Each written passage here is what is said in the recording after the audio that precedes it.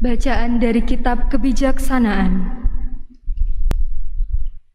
Orang-orang fasik berkata satu sama lain, "Marilah kita menghadang orang yang baik, sebab bagi kita ia menjadi gangguan, serta menentang pekerjaan kita." Pelanggaran-pelanggaran hukum dituduhkannya kepada kita, dan kepada kita dipersalahkannya dosa-dosa terhadap pendidikan kita. Cobalah kita lihat apakah perkataannya benar, dan ujilah apa yang terjadi waktu ia berpulang. Jika orang yang benar itu sungguh anak Allah, niscaya Allah akan menolong dia serta melepaskannya dari tangan para lawannya. Mari kita mencobainya dengan aniaya dan siksa, agar kita mengenal kelembutannya serta menguji kesabaran hatinya. Hendaklah kita menjatuhkan hukuman mati keji terhadapnya, sebab menurut katanya, ia pasti mendapat pertolongan. Demikianlah sabda Tuhan.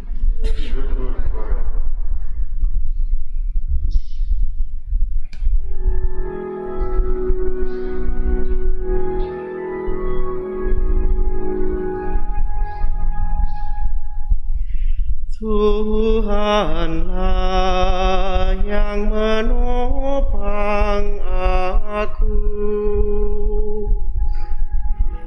Tuhanlah yang menopang aku. Ya Allah, selamatkan aku karena nama-Mu. Berilah keadilan kepadaku karena keperkasaanmu. Ya Allah, dengarkanlah doaku. Berilah telinga kepada ucapan mulutku. Tuhanlah yang menopang aku. Sebab orang-orang yang angkuh bangkit menyerang aku. Orang-orang yang sombong ingin mencabut nyawaku. Mereka tidak mempedulikan Allah. Tuhanlah yang menopang aku.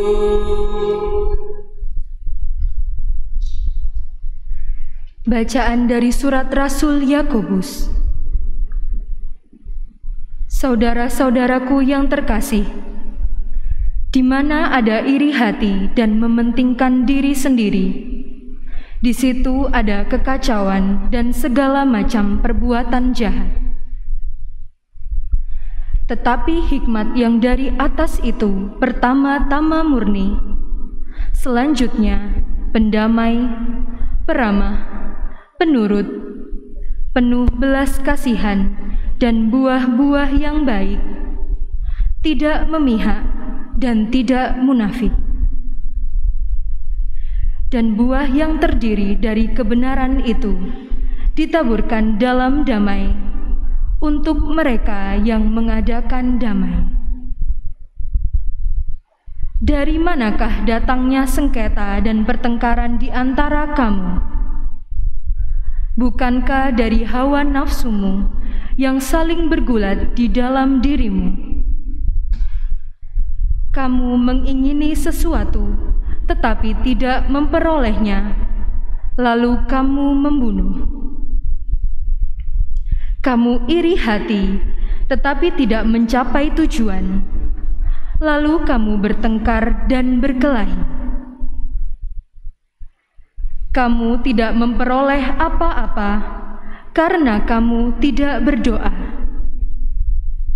Atau kamu berdoa juga, tetapi kamu tidak menerima apa-apa karena kamu salah berdoa. Sebab yang kamu minta akan kamu gunakan untuk memuaskan hawa nafsu. Demikianlah sabda Tuhan.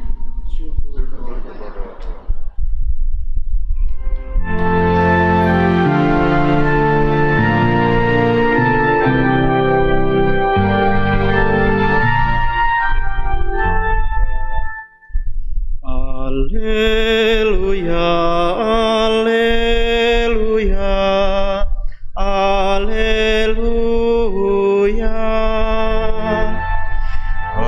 Alleluia, alleluia, alleluia.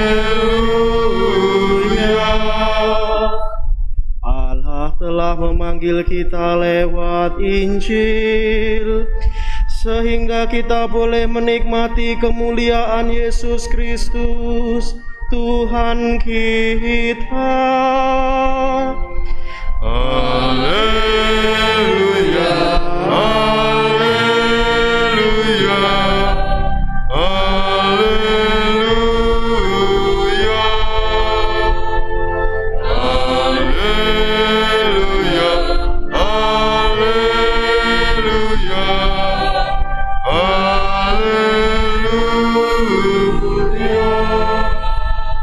Tuhan bersamamu dan bersama rohmu. Inilah Injil suci menurut Santo Markus. Dimuliakanlah Tuhan. Setelah Yesus dimuliakan di atas gunung, Ia dan murid-muridnya melintasi di Galilea. Yesus tidak mau hal itu diketahui orang, sebab Ia sedang mengajar murid-muridnya. Ia berkata kepada mereka, Anak manusia akan diserahkan ke dalam tangan manusia, dan mereka akan membunuh Dia. Tetapi 3 hari setelah dibunuh, Ia akan bangkit.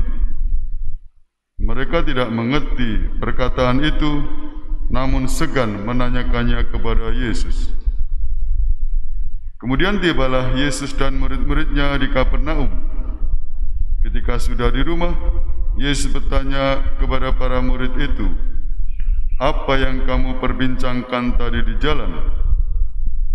Tetapi mereka diam saja, sebab di tengah jalan tadi mereka mempertengkarkan siapa yang terbesar di antara mereka.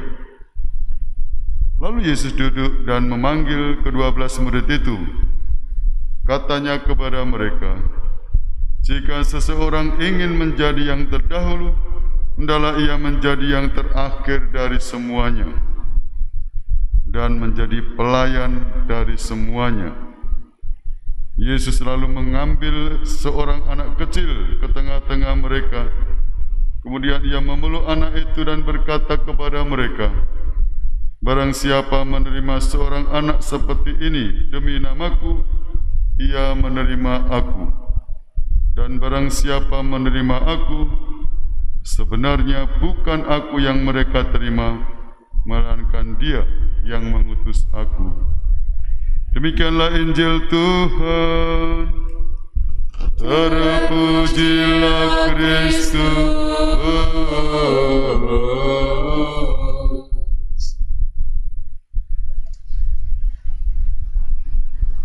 Bapak, Ibu, dan saudara-saudariku seiman dalam Kristus, umat Paroki Santo Yusuf Karangpilang, baik yang ada di gereja maupun yang ada di rumah, dan segenap umat Katolik yang mengikuti Ekaristi pada sore hari ini. Kita masuki minggu biasa yang ke-25. Kita tetap merenungkan Injil Markus yang mengundang kita untuk melihat siapakah Yesus sebenarnya. Kalau minggu yang lalu Yesus bertanya kepada murid-muridnya, "Siapakah aku ini?" Berbagai pendapat. "Menurut kamu, siapakah aku?" Petrus menjawab, "Engkau adalah Mesias." Ya, tapi Petrus tidak tahu siapa Mesias itu. Ya. Waktu dikatakan Mesias harus menderita, sengsara, Petrus menghadap Tuhan, lalu dibalas oleh Yesus, "Enyahlah iblis." Rupanya murid-murid Yesus belum mengerti siapa Mesias sebenarnya, siapakah Yesus jati dirinya. Hari ini kita menyaksikan bagaimana baik dalam perjanjian lama diungkap lagi bagaimana siapakah gambaran Tuhan kita Yesus itu. Dalam kitab kebijaksanaan tadi dilukiskan bagaimana dia yang dicobai. Kalau minggu yang lalu dari kitab Yesaya, gambaran hamba Yahweh yang harus menderita sengsara sebagai seorang hamba taat melaksanakan kehendak Bapa. Pada diri Kristus, gambaran Allah yang semacam inilah yang harus menderita, bahkan wafat, nanti bangkit mulia. Tapi murid-murid belum bisa menangkap itu. Kita di zaman sekarang masih bisa melihat bagaimana memprediksi siapakah gambaran Tuhan kita Yesus Kristus. Lebih-lebih bagi diri kita pribadi, yakin siapa Tuhan kita itu, yang kita ikuti, yang kita sembah, yang kita anut, yang kita teladan. Dan ini memberi semangat kita dalam tugas perwartaan. Kalau kita tidak kenal siapa Tuhan kita, atau mungkin hanya di wacana, di pemikiran saja, harus sampai kepada hati yang nanti mau mencintai Dia, mau melayani Dia. Murid-murid yang mengikuti Yesus pun mereka dihadapkan kamu omong apa tadi? Mereka memikirkan soal kedudukan, siapa yang terbesar di antara mereka. Yesus membalik paradigma, yang terbesar, yang terdahulu, yang mau melayani, yang terakhir kebalik semua. Jadi apa yang dipikirkan murid-murid tidak cocok apa yang dikehendaki gurunya. Yesus memberi teladan, mempraktekkan dan mengundang kita untuk bagaimana melayani dengan penuh cinta kasih. Maka bagaimana Injil hari ini menantang kita? Bagaimana sebagai murid-murid Kristus di zaman sekarang ini untuk mempraktekkan hukum cinta kasih baik kepada Tuhan maupun pelayanan kepada sesama. Tadi baik lagu pembukaan tadi, watakkan semangat cintanya pada orang yang dambakan kasihnya. Terpujilah. Semoga kita mau mewatakkan cinta kasih Tuhan. Maka semoga pengetahuan kita akan Dia, akan Kristus semakin mendalam dan siap untuk diutus meneladan Dia dalam tugas perutusan, lebih-lebih di zaman modern ini. Kalau bulan hari-hari ini kita masuki bulan Kitab Suci Nasional, Keuskupan Surabaya mencanangkan temanya, yaitu mengenal Yesus sebagai Guru dan Tuhan. Sebagai guru yang digugu dan ditiru. Kita harus memahami Yesus sebagai guru. Apa ajarannya dan kita meneladan Dia. Sebagai Tuhan yang harus kita sembah, yang harus kita muliakan. Bagaimana kita mempraktekkan dalam realitas hidup di bulan Kitab Suci Nasional ini? 1 bulan tiada hari tanpa membaca kitab suci. Dan justru ini memurnikan kita jangan sampai ketinggalan. Beberapa dekade yang lalu sempat dikritik orang Katolik itu kitab sucinya Mada Bakti.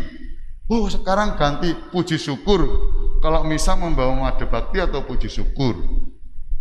Saudara kita dengan bangga membawa kitab suci besar, Alkitab, sudah banyak coret-coretannya dan dibaca, dipelajari, karena memang saudara kita Protestan itu sola scriptura, hanya yang tertulis. Ini sola fide, hanya dengan iman, sola gratia, hanya rahmat.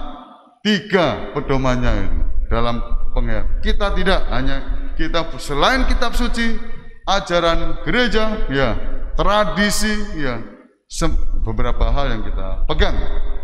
Tapi kembali kepada kitab suci sebagai pedoman hidup, semoga dibaca baik secara pribadi, ini buku liturgi tapi atau bersama keluarga.